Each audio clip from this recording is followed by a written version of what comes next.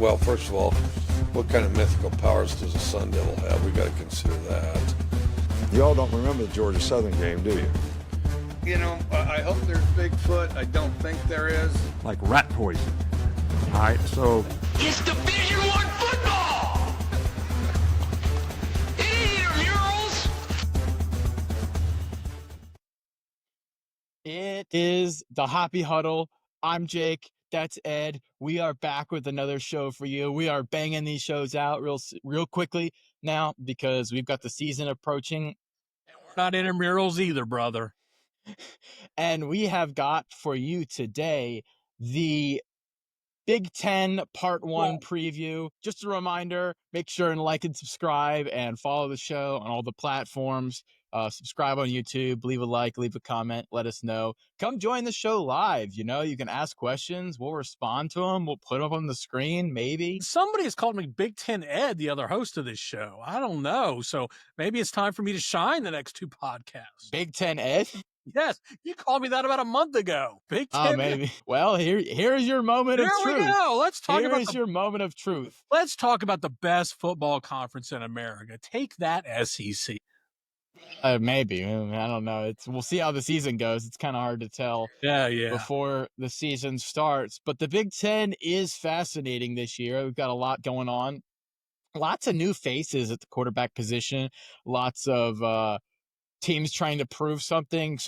I think the Big Ten may have some of the best storylines and expectations versus reality of any conference in the country. It's the lore behind all the teams this year is fantastic. And this is the one thing in preparing for this conference. This conference is so big. Just a lot to cover in this conference, but that's why we broke it up into two podcasts. We're going to talk about some big hitters today. I mean, yet again, we're not going to get to everybody today, but we're going to cover some teams today that certainly not only have conference title aspirations, but have national title aspirations. Yeah, absolutely agree there. This is the Hoppy Huddle, Big Ten Part 1, and we are going to be talking about the first team up is the Ohio State Buckeyes. That's right. Big shocker to anybody who's been living under a rock. The Ohio State Buckeyes projected to have a pretty good team this year. They fresh off a national championship. The first two-loss national champion since, I believe, 2007, if I'm correct. No, didn't that LSU team win? Was that the LSU team? Yeah, it was 2007 was the LSU team. Yes, I think you may be first correct. two-loss national championships since LSU in 2007. Once they got rolling in the playoffs, they were an unstoppable machine, but they had two slip-ups during the regular season. The most knife in the heart brutal of which was that inexplicable loss to Michigan. That was an unbelievable upset. Nobody saw it coming. Literally not a single person saw it coming. Like, if you say you saw it coming, then you were just a Michigan fan or you got in the medicine cabinet. Yeah. But Ohio State coming back this year, they're trying to repeat. They've lost double digits to the NFL draft, double-digit players to the NFL draft. But they don't drop off in talent that much. They've recruited at an unbelievable level, and so they're bringing in insane talent. They've got a lot of new pieces, a couple familiar ones. They should have an elite offense, but a lot of it's unproven talent, at some of the positions. And if it lives up to its expectations, they could be a machine, and they could repeat as national champions. Yeah, and I think you got to start first with quarterback. I mean, obviously, former five-star Julian Sayin is the assumed starter, although, the latest camp buzz, and you and I were talking about this pre-show, Ryan Day is saying, it's still a battle between him and Lincoln Kienholz. I think that's just more Day's MO, and that he's trying to push Sayin a little bit there. I think everybody believes Sayin is the presumed starter. I don't hear any buzz that Tavian St. Clair, the 5-star freshman superstar, who I think will be the one next up after Sayin, is going to be in the mix. But I think it's all going to depend on Sayin, honestly. I mean, again, maybe Sayin's not good. Kienholz gets we don't know. I think this team, how good they're going to be, if they are going to win a national championship, they need quarterback play. We can talk about this team that they've got the best player in offense and the best player in defense in the country, and that's Jeremiah Smith. Absolutely true. And Caleb Downs. Yeah, and those without a doubt. best returning players, the best players overall. But if you don't have a quarterback, if Julian Sain can't get it done, I mean, if you're getting C minus work, D level work at quarterback, that's going to be a problem for this team. Yeah, I agree. Caleb Downs is, of course, unbelievable on their defense. Also, have got Sonny Styles, linebacker. They've got Igbinosun, the corner, and they're talented all across the board. Again, the question will kind of be that O-line. How does it hold up with the new people they're working in? The left tackle transfer from some smaller school. I don't remember exactly where he came from, but they brought in a transfer tackle.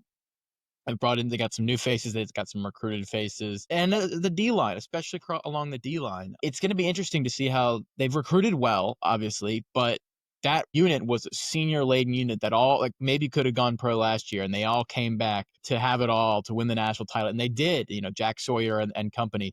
But this year, they don't have that. This year, a lot of inexperience on the D-line. And will that talent shine through? It's not guaranteed, but man, you just look down the roster and you're just like, look at these bodies, look at the talent. It's unbelievable. But that doesn't necessarily translate into wins. Yeah, and not only that, the defense last year, while you had all that talent, you also had Jim Knowles as the mad scientist leading that. Jim Knowles is now gone. He is at Penn State. And in his place is Matt Patricia, former New England Patriots defensive coordinator, former Detroit Lions head coach, who is thought of as a football genius as well, especially on the defensive end. It'll be interesting to see how he adapts to this game, adapts to Ohio State. But clearly there's a lot of ability on both sides of the ball. We talk about Jeremiah Smith at the wide receiver position, but, you got Ennis there, you got Tate, you've got you got a couple 5-stars in Porter and Graham coming in. I mean, there's no lack of talent anywhere across the board. How does any team guard those wide receivers? I don't understand. Well, it's easy to guard them when you can't get on the ball, when the quarterback's not making the right throws and reads. I mean, That's true. Again, I think it all comes down. Now, you got to remember, Sain originally committed to Alabama. Saban retired. Nick Saban retired. Julian Sain lasted about 2 weeks at Alabama before he transferred. So obviously he was a highly regarded prospect. He was one of the top players in the class. Yeah. So, I mean, we have every expectation that he's going to be able to get the job done. If he doesn't, who's going to be up? I mean, you just need consistency. To win the national championship, you need to be consistent and you need to be good at the back end of the season. So even if they have a rough road at the beginning of the season, who knows? I believe, can you pull up their schedule, Jake? Let's pull it up. Yeah, I think it's also important, you're losing Chip Kelly on That's offense. True, yeah. You got Brian Hartline as a defensive coordinator. Yeah. Which... Yeah. So, obviously out of the box, and by the way, Ohio State is one of the favorites nationally to win the national title. Out of the box, you get Texas. Now, that's just a banger of a game, 1 versus 2. Yeah. Holy cow. What a kickoff to the college football season that is. Now, Texas has had to reload as well, but not nearly to the level Ohio State is. I probably, now again, it's at Ohio State. I'd probably lean in a little Texas that game, although we're going to break that down week 1. Yeah. But after that, okay, you got a couple warm-ups before you go to Washington. Don't count out that Washington team. And then you're okay until really November. I mean, you're not really too worried about the rest of those teams. I don't think Illinois isn't going to scare you a whole lot, maybe. Not the way they played them last year. But then in November, you got Penn State, which I think is a really good Penn State team. And then you got Michigan on the back end. So even if this isn't a great Ohio State team, I mean, I can't imagine they would be worse than 10-2. There's really only 4 games that I think they have a chance of losing, and that's Texas, Washington, Penn State, and Michigan.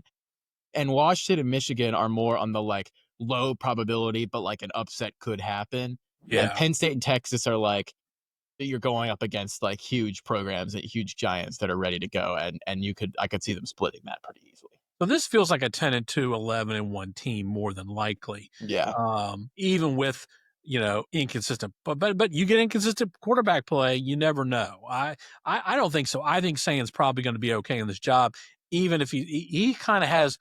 And what if Hartline's offense isn't as good as Kelly's last year? Well, that's the thing too. We don't know what Brian Hartline. Brian Hartline's a great recruiter, has done a good job, but is he going to run the same? Is he going to be as good as Kelly? There's a lot of unknowns with this team. There is a lot of unknowns, and all signs point up, but it's just there's so many question marks. I have like a little bit of hesitation, just saying, "Oh, they're back. They're rolling through everybody undefeated." They're my favorite to win the Big Ten. Yeah, I have them. They're number 2. I have them 2 to 3. Yeah, I have them winning 10 or 11 games and making the Big Ten championship. But I we'll have see. not. I've got. Yeah, I think it's probably going to come between them and Oregon to decide who's going to be that second spot in the Big Ten championship. But we'll get to Oregon here in a minute. I would say put them. I'd lean more 10-2. I think they split Texas and Penn State, and then they split Washington, Michigan, and just 10-2. Yeah, I don't know what the tiebreakers. The thing is I don't know. They may get to the Big Ten. That was something that came up in my research as well. Is I've got like 4 teams the second place in the Big Ten. It's like, how do you determine? Like, I couldn't go through all the permutations of all the tiebreakers. Because I think they're going to be tied with Oregon for second place, and who's going to be in that championship game? I don't know. Yeah, I don't know. Because I think Oregon's got an easier schedule. Yeah. And I'm not sure Oregon may go undefeated, or Oregon may only lose 1 game. So I guess I lean Oregon over them for that second spot. Yeah. Speaking of the Ducks, quack, quack. Quack, quack, the Oregon Ducks. Boom. All right. Can I go on record right now? You can go on record. The floor is yours. Go on record. Oregon is my pick to win the national championship in 2026. Okay. Go ahead and mark this team down for next year. Okay. But I don't think it's going to be 25. If it is 25, look out. I think they're a year away, honestly. Okay. That's fair. That's fair. It doesn't mean I think they're a playoff team this year, and I think they're probably going to make the Big Ten championship game. I just don't know that they're quite there yet. I still think they're a year away. I think they're there. You think they're there? Okay. Tell me Oregon is my pick to win the Big Ten. Okay. Yeah. And I think they're there. I think they have the talent accumulated. I think they have an easy schedule. I think it all comes together. I think I see them running the table or maybe losing at Penn State. I think at Penn State's the only game that they really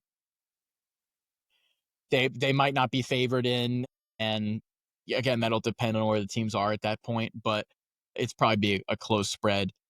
I think Oregon's a little similar to Ohio State in that they have a lot of extremely talented guys that are unproven, like redshirt freshmen, redshirt sophomores that are moving up for the first time this year to take over those starting roles. The difference between Oregon and Ohio State is Oregon is bringing back like 2 fourth-year consecutive coordinators in Will Stein and Josh Lupoy.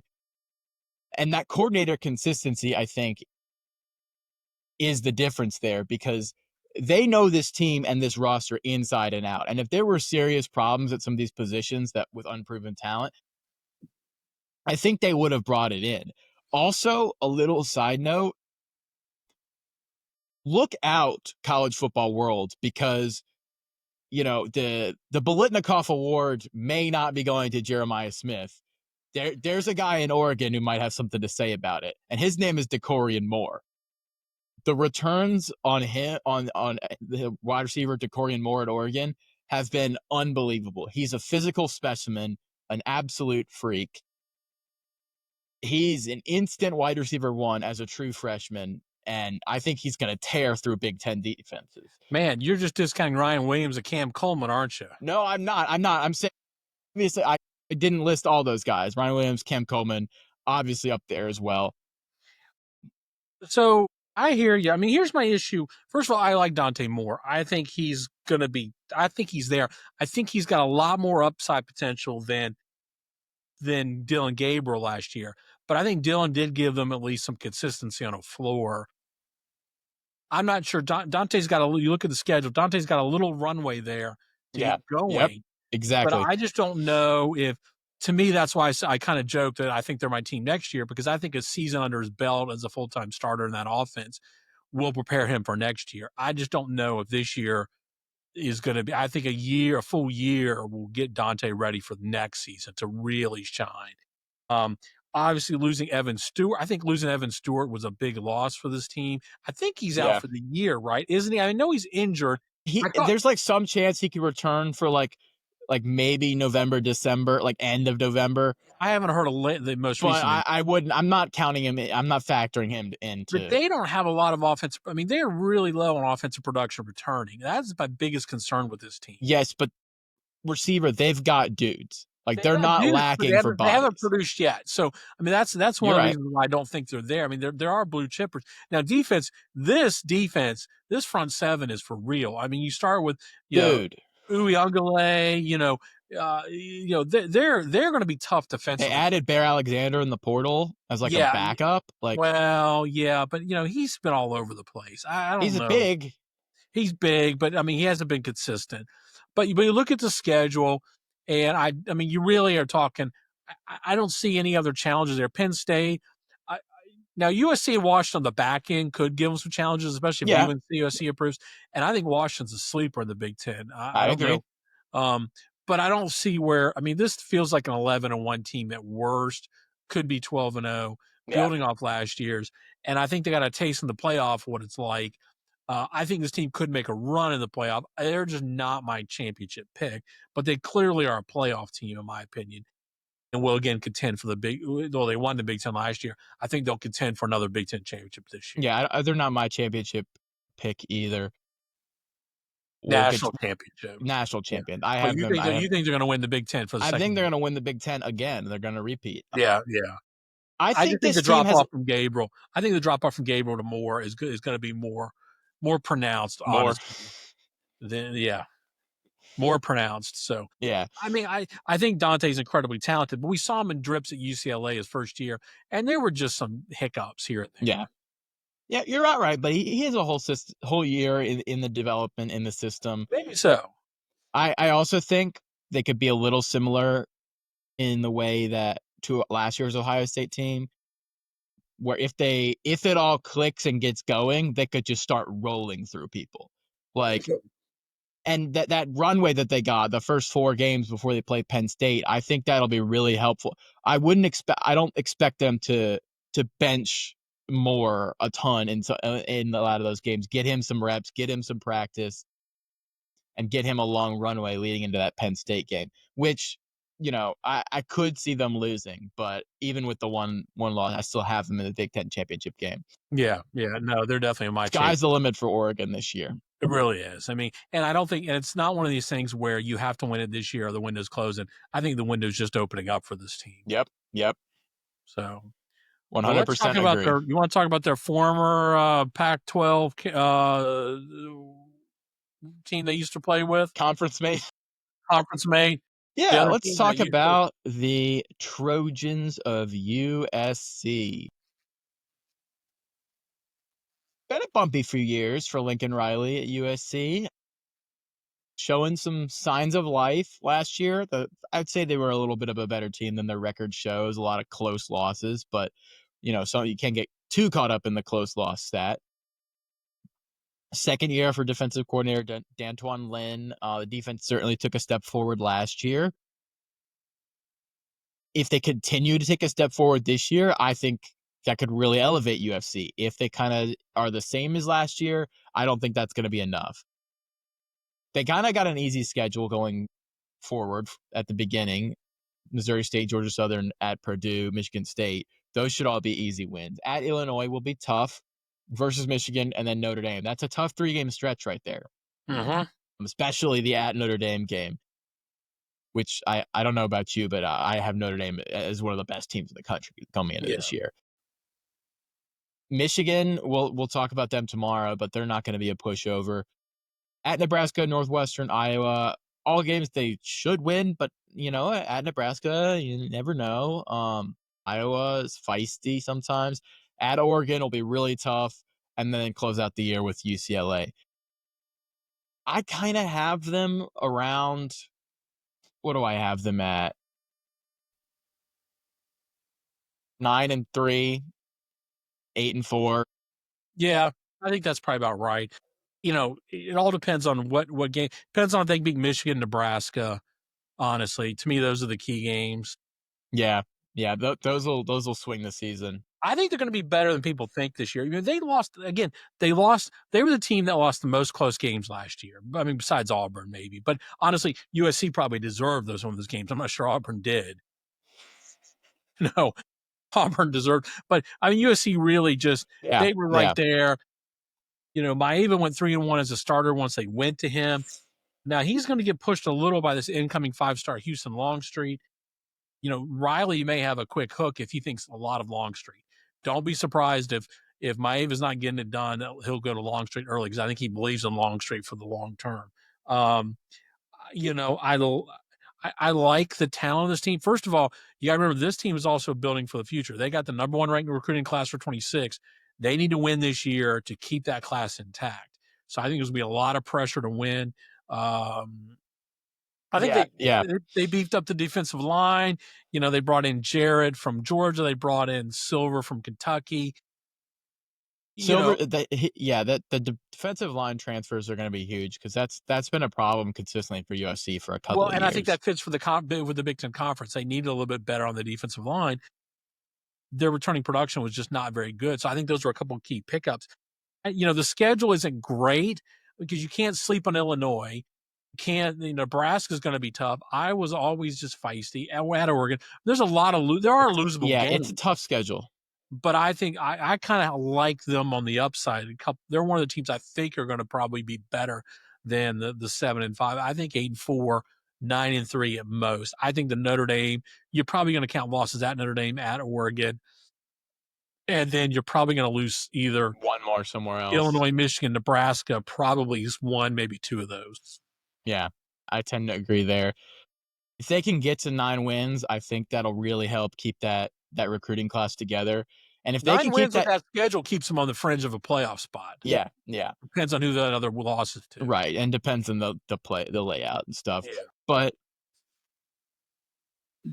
if they can keep that recruiting class together, I think USC could really get rolling under Lincoln Riley because that's been their issue is they haven't been acquiring talent at the pace that they were expected to immediately. But now they are, and now it's just you're pulling the little just white knuckling the season, like please get us to the next, please, just like nobody decommit. And if they can keep it together, then I think next year will be even better. Yeah, and again, Notre Dame's a rivalry game. You never know how those things play out. Although I think Notre Dame's one of the best teams in the country, so I'm not counting on that one. I think it'll be a better year for Trojan fans. I agree. All right, next up, Indiana Hoosiers. What a season for the Hoosiers last year. Man, it's just absolute cinema for the Indiana Hoosiers. Euphoria. Every AP top 5 ranking in 60 years, 10-0 start. I mean, all kinds of stadiums selling out. Yeah, unbelievable. Amazing. Yeah. Now, here's the real question. Can they do it again? Because Coach Sig talks a big game. And last year, he backed it up. Fully and completely. He talked the game. He talked the talk, and then he walked the walk. But a lot of teams have had one great winning season and then never been able to replicate it. And they don't need to go 11-1 this year to be a successful season, especially against this schedule. Pull that up. But they do have something to prove in that they are a specific program. They aren't just the JMU transfer team that one time that went crazy, right? They got a nice, easy start with 3 wins, and then they face Illinois, which will be a tough game. At Iowa, not an easy Kinnick, not an easy place to play. At Oregon, tough. Michigan State, UCLA, I think, they're about, those are definitely winnable for sure. At Maryland, win. At Penn State, brutal. And then finish it up with 2 more easier games. And then with the Mississippi State of the Big Ten. Yeah. Man, Purdue, man. Sorry, Boilermakers. I got some Boilermaker friends at work, and they're going to be going through it this year. Yeah, basketball's coming. Yeah, basketball's coming. Yeah, their last season was great, and we don't want to sit there and get negative on what happened last year because they won games and they won games big. They weren't squeaking through. Yeah. You want to talk about a team that was squeaking through last year, we can get to Illinois a little bit. But Indiana won a lot of games. I mean, you can argue they were competitive with Ohio State for a little while. This was a good season. Now, what did they do in the offseason? They picked up Fernando Mendoza from Cal. I think that's a better upgrade than they had a quarterback. I agree. I like Fernando Mendoza. Fernando's going to be a big positive for that team. They are actually returning productions, not He's terrible. more mobile. Yeah, and so I think offensively they could be just as potent as they were last year with that upgrade. Defensively, they return a lot of people. They're not so. I mean, there's a lot of starters back. The schedule's harder this year. Okay, so It is. Last year they did not face Oregon. They had to face Ohio State. Okay, Ohio State's off the schedule, but they go to Penn State. You just swap out no one lost for another. I mean, so you'll probably have 2 automatic losses on this calendar, on the schedule. Now, just from talent. Just from talent, okay? They're not going to beat those teams. They're just not better. And you got both of them on the road. Yeah. Give it up. Now, could they win the other 10 games? It's possible. With some luck and some good play calling? Yeah. The law of averages says maybe not. So even if they go 9-3, I don't think that's a bad record for Indiana. It's 9-3 at Indiana. That's amazing. Yeah. I mean, all of a sudden, Cinetti's got them. He has got them. And not only that, he's getting talent there. He's getting transfer portal talent that is at a pretty good level. I mean, so they're inside the top 50 in recruiting, which Indiana historically is not. Yeah, I mean they pulled up that their transfer ranking was in the top 22, top 25 last 2 years. So, I mean, whatever he's doing, whatever he's selling is working. They have somehow slid above a bunch of other teams in the Big Ten. They figured it out. And again, Mendoza is going to be an upgrade. And so I think this team, worst case, I think they're probably 8-4. I mean, I just don't see them falling off the cliff. Yeah, I have them 8-4, 9-3. I think the Iowa and Illinois games will probably hinge how that goes. Yeah.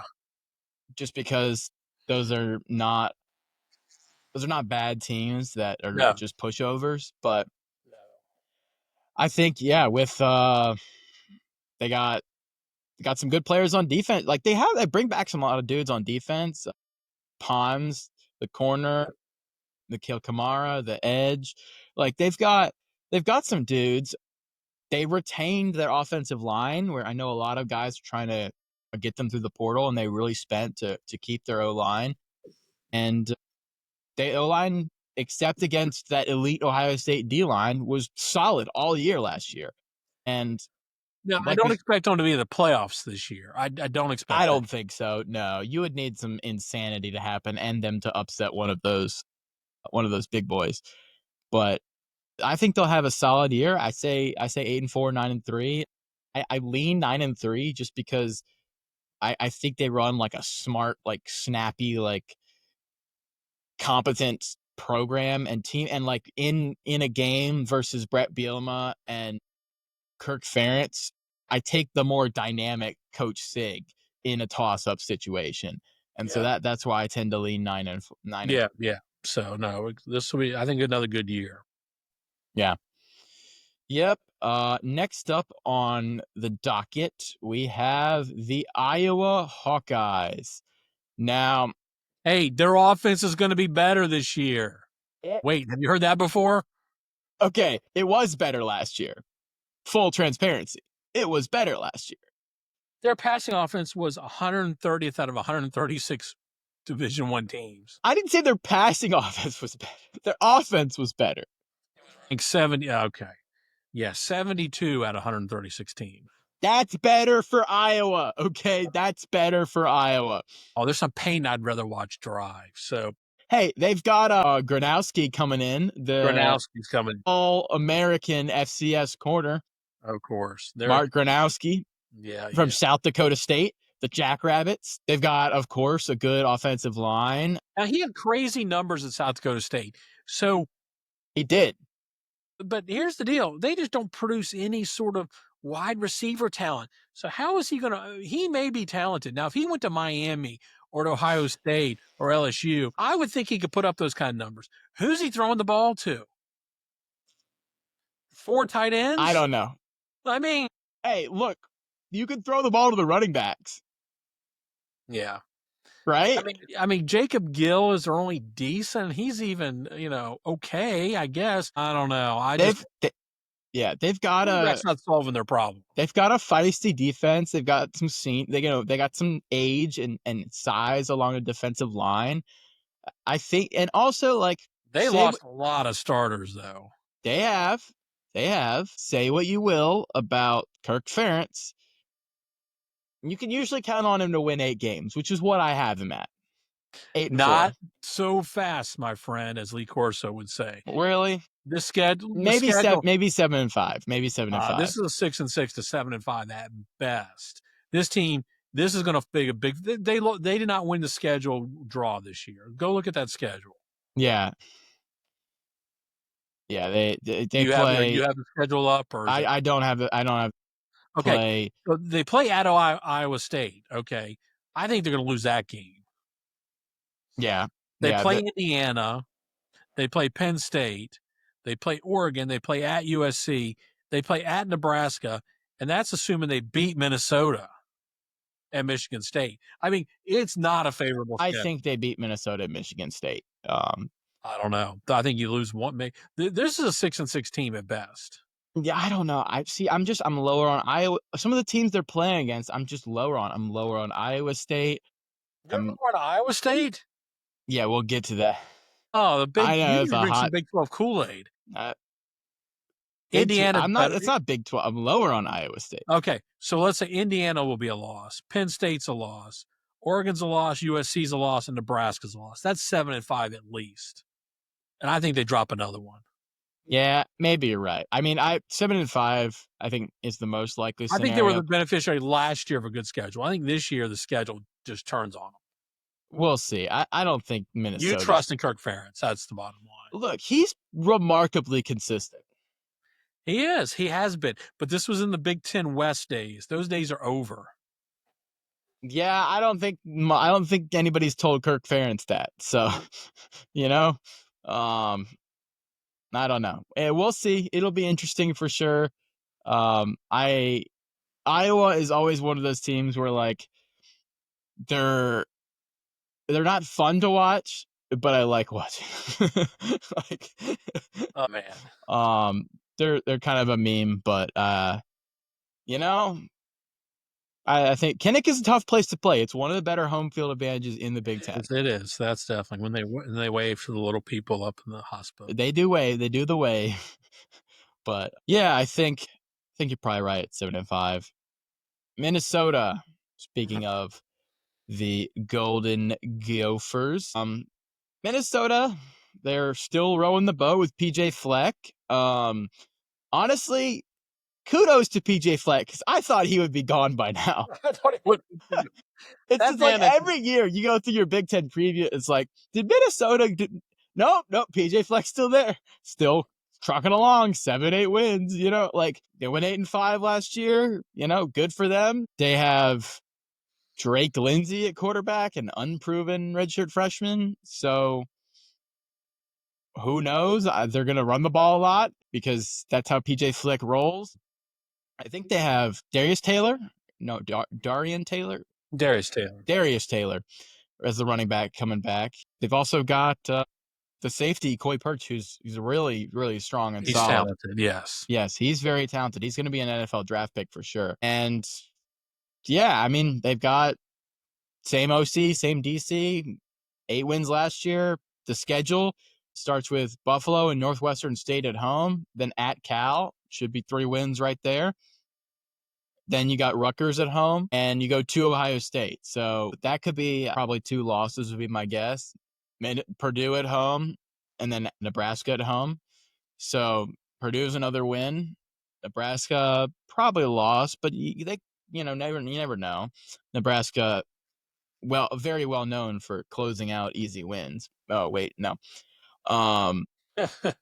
Iowa on the roads, Michigan State at home, at Oregon, at Northwestern and Wisconsin at home. I think they lose at Oregon. I think they lose at Iowa. And I think call it a toss-up with Wisconsin, but maybe you give it to them. So they're usually pretty consistent. You go over there, 21, they were 9-4. I think they make a bowl game. 22, they were 9-4. 23, they were 6-7. 24, they were 8-5.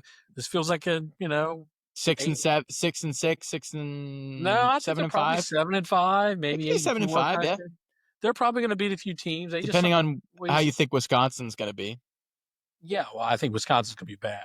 There you go. So, I mean, I think they're going to be a 7-5, 8-4 team. And I just don't know which ones are going to be the wins and which ones are going to be the losses. But they always seem to do, they're always just better than making a bowl. They're not going to be winning the conference, but they're never going to be terrible. They're going to beat somebody they probably on that schedule that we don't think they should beat. And they're going to lose the obvious ones. Yeah, I mean, I think you're right. I think you're right there. And Minnesota seems to be happy with, if you're going 8-4 every year at Minnesota, they seem to be happy. That kind of feels like the ceiling of Minnesota's program, honestly. It does. They're not spending the money to do that, and they'll do what they can. But if they get a 9-3 season occasionally, that's really great. I mean, if they wanted to really invest a lot more, I think you would need a different guy as coach. And if you wanted to really shoot for the moon, I don't think they're trying though. I think I think PJ Fleck rowing the boat, development, positive mentality, teamwork, kind of hard nosed. Minnesota runs the ball at like a high enough percentage, almost a higher percentage than anybody else outside the option schools. They're extremely run heavy, which of course lowers the amount of plays in a game and can allow them to pull some of those crazy upsets or keep close. Like, who are they? Didn't they beat USC last year, like randomly? Like, yes, they beat USC. Yeah, they'll pull one of those off every year just from the way their style of play and their great story. And I love the sweater over the tie, like PJ Fleck he's the only coach that still wears a tie, and I gotta respect it. All right, I gotta respect it. I think it's goofy, but I respect it. I respect the hustle. Yeah, I mean they're pretty solid and consistent. Yeah. Yep. All right. Speaking of their rival, we've got the Wisconsin Badgers. Wisconsin is what Minnesota looks like if you spent money and then failed miserably. Yeah, if you try to spend the money and then it doesn't work out at all. This is a dumpster fire almost. Holy cow, man. What is going on? You're hired. Your program's not in a great place when you're hiring Jeff Grimes as your OC. So that's not a good sign. If you gave the truth serum to Luke Fickell, do you think if you asked him if he regrets taking this job? I think if you give the truth serum to Luke Fickell, he's like, dang, I wish I still had Marcus Freeman on my staff. Oh, that's true. Yeah, was it Marcus Freeman or was it? This is my internal theory that's been cooking for about a year now, that maybe the Cincinnati's success was actually Marcus Freeman. If you look at the trajectory, Luke had been there a little while. They were pretty good, I think. You're right. You're right. They were, and Fickell was good, but like, if you look at the strength of those teams, it was always the defense. I just think Luke took this job, and then all of a sudden the Big Ten decided to add all these other teams. He also, and then all of a sudden this whole thing fell apart. He did get screwed by them adding like three Oregon, teams Washington, that have USC. More resources than him. 3 UCLA is whatever. Yeah, UCLA is. But yeah, three big time programs, and then get rid of the division so you don't have that crutch. Yeah, this may not be the best job. This isn't a great job anymore. First of all, they never produced that much talent in state. And then it's just so competitive now. And I just don't know. And then he came in and they brought in, what did they ran the air raid with Phil Longo. Didn't have any of the personnel for it. Didn't have the personnel. And now you brought in Jeff Grimes. Yeah. And he kind of runs like a weird, like, it's a pro style offense. Pro style kind of with a couple air raid concepts mixed in. Jeff Grimes was Baylor OC. I did not like. I was not a fan. Yeah. I think the offense got immeasurably better when we hired somebody else. So take that for what you will. He had that one good season at BYU. But the only thing I'll say is they do have a lot of returning production on both sides of the ball, but it wasn't that great a production. Yeah, it's the age-old question. Yeah, would you rather have bad people returning, or I'll have all new people coming in? Yeah. It's like, is returning production good if your team was bad last year? Well, that was the thing on Virginia Tech last year. Remember, everybody was going, "Oh, they return all these people." I'm like, "Yeah, but they didn't beat anybody. They weren't the year any before. good. They weren't any good." You know. Yeah, this is so I don't know. And then you look. Then they got the murderers row schedule. They got the worst schedule because they drew Oregon, Ohio State, and Michigan. Yeah, let's go through your schedule there. And real then they quick. get Alabama. It's not God. Yeah, it's kind of an awful schedule as well. You got Miami, Ohio, Middle Tennessee State. All right. Alabama, at Alabama. Maryland. Are they going to beat Maryland? Like, maybe. I don't know. At Michigan. Yikes. Iowa. Yikes. Maybe. Ohio State. Yikes. Oregon. Washington. Indiana. Illinois. Yeah. They could legitimately be a 3-win team. Yeah, 4. 3 or 4 win team. 5 on that would be if amazing. you get 5 wins in this schedule, give them a medal, man. And I don't think they're going to fire Luke Fickell this year. I don't think they can't afford to. They gave him like the mega deal of all mega deals. But I think a 4-win season or a 5-win or a 3-win season is not going to be great. I have him at 3 wins because I really just don't see who they're beating besides Minnesota. They're probably beating Maryland, and they might beat who? Maybe Iowa at home. Maybe. Yeah. Right. 4. Yeah, it's going to be a rough year for Luke. Yeah. I just wish there's just really no playmakers as far as offensively. I mean, they also don't get any of the teams that are worse than them. Like, they don't get Michigan State, Northwestern, or Purdue either. They don't get any of the bottom feeders, which is really unfortunate for them. Yeah, it's definitely, they got the worst schedule, and there's sometimes the way these conferences have gotten so big, you just see some teams get an inherent advantage. I mean, Texas has had 2 years in a row now of just the better schedule in the SEC than some of the other top teams. Florida and Oklahoma have just gotten screwed in the SEC. But then there's also this, the best schedule is you don't have to play yourself. Like, yeah, I know, but yeah, this could be a rough year for them. Anyway, but now for a team that I am a little bit higher on, or I guess relatively high, not a sky high, the Rutgers Scarlet Knights, the birthplace of college football. Rutgers, Greg Schiano has, in my opinion, performed miracles at Rutgers, because I don't know if you guys can think back, 5 years and then 30 years to what Rutgers football was when Greg Schiano was not the head coach there. And then the answer is Kansas. The answer is Purdue. The answer is Mississippi State. Like, Rutgers was a doormat for basically every year that Greg Schiano was not the head coach, the first time or the second time. And I don't know how he does it, but they're a tough team. They win on special teams. They win on toughness. They win on defense. Every year they upset somebody, and you're like, how did they lose to Rutgers? And it's every year, like clockwork. So I have them at 6-6, but for in the Big Ten for Rutgers, I think that's pretty good. Going to a bowl game. Your goal should be if you get to a bowl game every year at Rutgers, that's an accomplishment. That's good, right? Like, and they've honestly recruited pretty decently well in the Big Ten. Like, they're not recruiting horribly. Their schedule, they got Ohio. Their schedule is brutal. It's a tough schedule. It is. Because they get all the teams that you think are toss-ups or close on the road.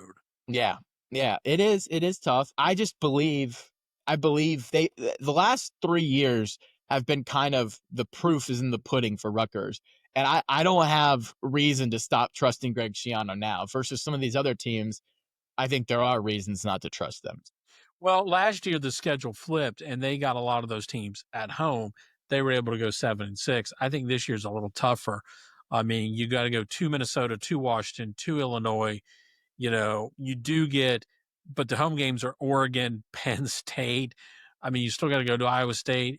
I think 6-6 to get a bowl game would be that's a tough ask. Yeah, that's what I kind of have them as.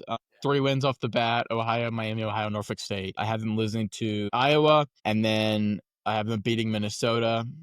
And they're going to Minnesota. I don't know if they can beat Minnesota at Minnesota. It's not in November. Like, I know. I don't know. Is Minnesota that great of a home field? Like, I'm not so sure. I have them losing to Washington and Oregon. They beat Purdue. It's a complete rebuild on defense. This may be a 5-win season. This is going to be a bottom tier team, in my opinion. And it's nothing. I think Greg Schiano has done a great job with Rutgers.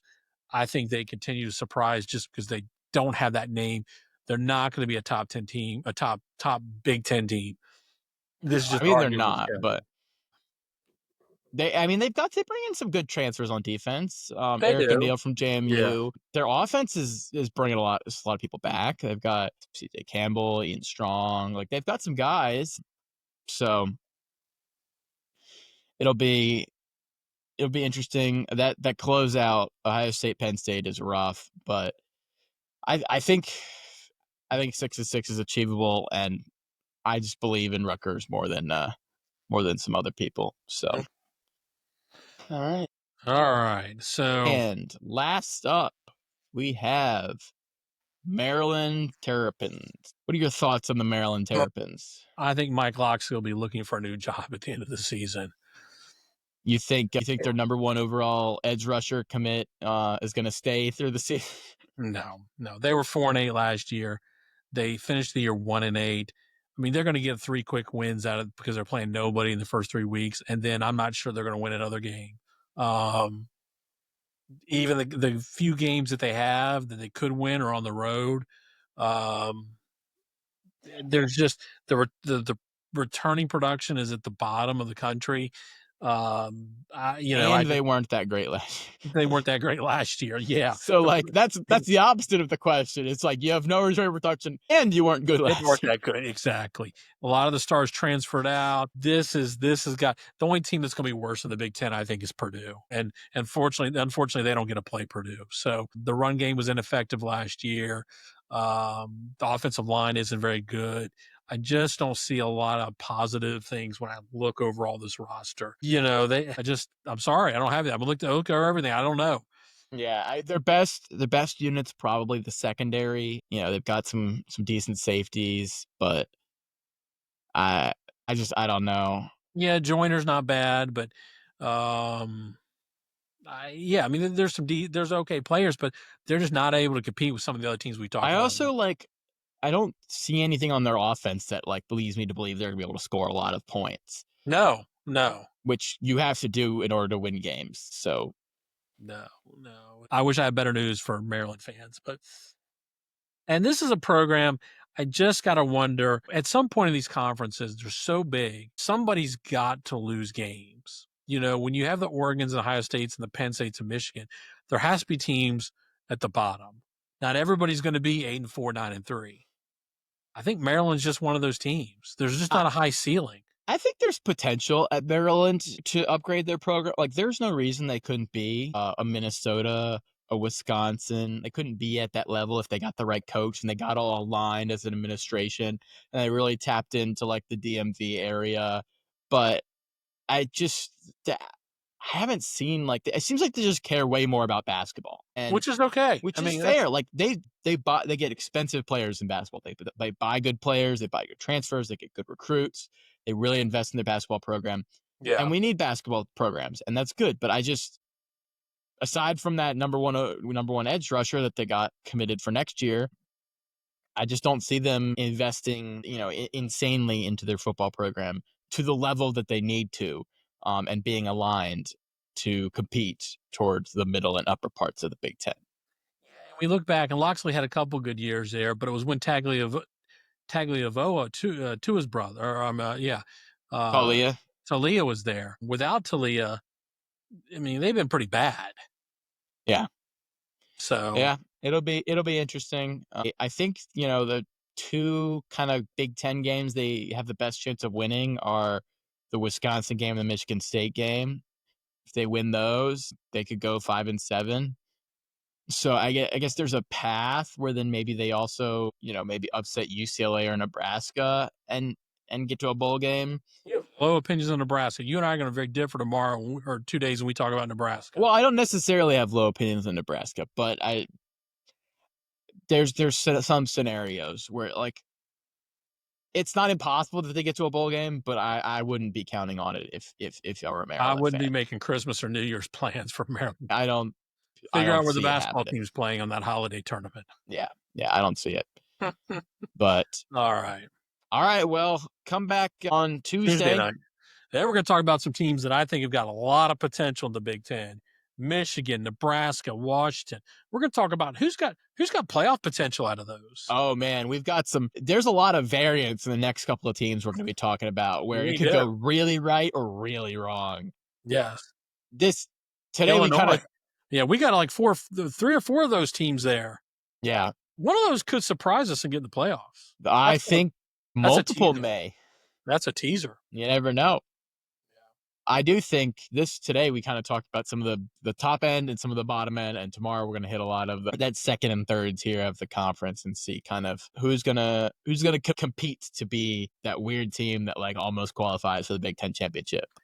And folks, hang on, because Wednesday night we're going to talk about the best thing ever that Jake is dying to talk about. Yeah. CUSA, Sunbelt, the group of 6. The G6 and Notre Dame.